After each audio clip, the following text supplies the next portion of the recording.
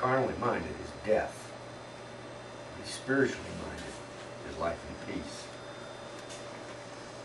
Because the carnal mind is enmity against God, for it is not subject to the law of God, neither indeed can be. So then, they that are in the flesh cannot please God. But ye are not in the flesh, but in the Spirit, if so be that the Spirit of God dwell in you. Now any man have not the Spirit of Christ, he is none of his. But if the Spirit of him that raised Jesus from the dead dwell in you, he that raised up Christ from the dead shall also quicken your mortal bodies by his Spirit that dwelleth in you. Therefore, brethren, we are debtors, not to the flesh, to live after the flesh. For if you live after the flesh, you shall die. But if you through the Spirit do mortify the deeds of the body, you shall live. For as many as are led by the Spirit of God, they are the sons of God. For ye have not received the spirit of bondage again to fear, but you have received the Spirit of adoption, whereby we cry, Abba, Father. The Spirit itself bears witness with our spirit that we're the children of God. And then, if children, then heirs, heirs of God, and joint heirs with Christ, if so be that we suffer with him, that we may be also glorified together. For I reckon that the sufferings of this present time are not worthy to be compared with the glory which shall be revealed in us. And then he goes into the earnest expectation that the creature waited for the manifestation of the sons of God. For the creature was made subject to vanity, not willingly, but by reason of him who hath subjected the same in hope. Because the creature itself also shall be delivered from the bondage of corruption into the glorious liberty of the children of God. We know that the whole creation groaneth and travaileth in pain until now. A couple things hit me in this. And one of them was that verse, to be carnally minded is death. It has a certain finality to it. A certain exactness. It's not ambiguous. Be spiritually minded is life and peace. About as clear as it can get. And it's not in the middle of a threatening passage. It's just pretty much laid out there. The other thing is, after having dealt with 6 and 7, the sufferings of this present time can be many things. They can be enemies chasing you down for your stand against Christ, as probably has been happening here at Paul. Paul's in prison at this point, I believe. But the sufferings that I relate to is the suffering of mortifying the deeds of the flesh. It hurts, it's painful, it doesn't want to give up easily.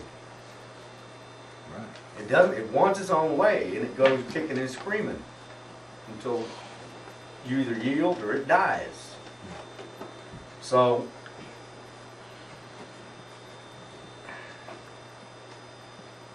he took all of the consequences at the cross. That's right. That was his suffering. He suffered for the deeds of our flesh. He paid the payment that we owed and couldn't pay. Right. That's right. And our participation in that suffering is learning to walk not carnally minded in life and peace. Life and peace is not being at war with God.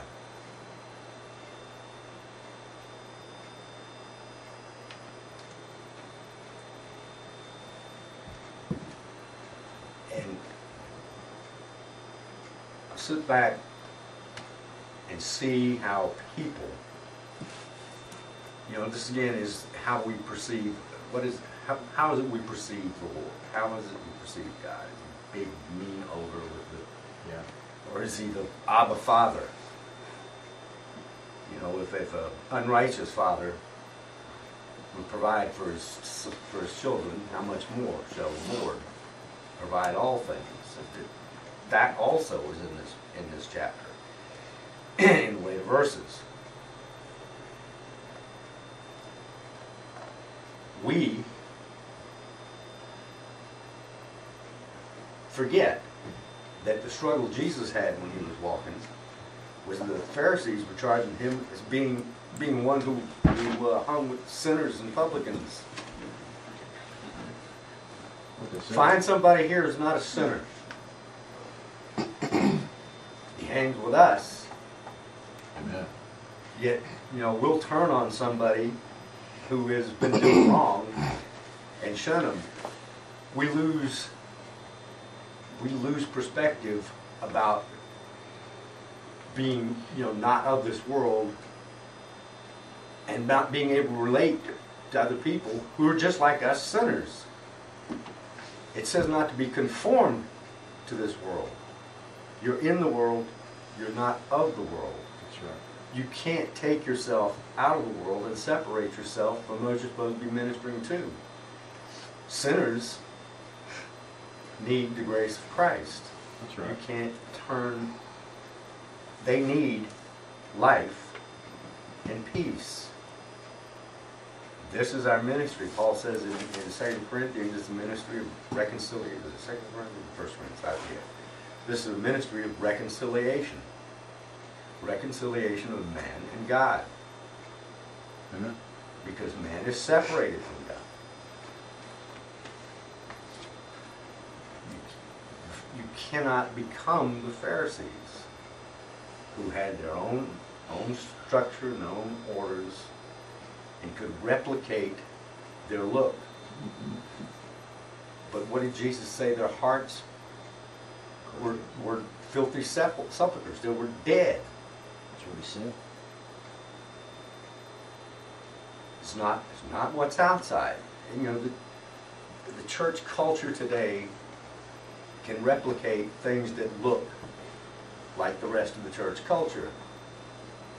But how many of them hang in there and help people through the heart change, the heart surgery that Jesus wants to provide to them? Looking religious isn't doing anything other than what the Pharisees were doing. Reproducing people that look religious is not what we're about. We're about learning to be like Jesus. Mm-hmm. Mortifying the deeds of the flesh is an internal struggle that you possibly spend, I know I spend an awful lot of time by myself working it out. And in your prayer closet is where this all takes place.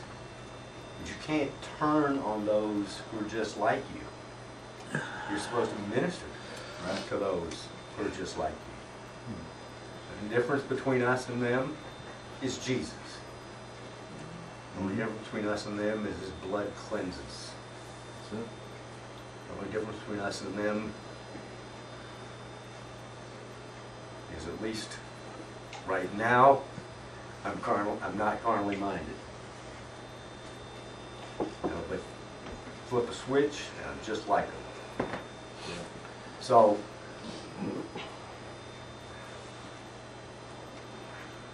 being carnally minded is the antithesis. It will shut you down. It will shut your ministry down. It will shut your relationships down. It will shut your relationship with the Lord down. And the one thing that we need to have our struggle be is a struggle of anticipation of the groaning of all creation for the redemption that is in Christ Jesus.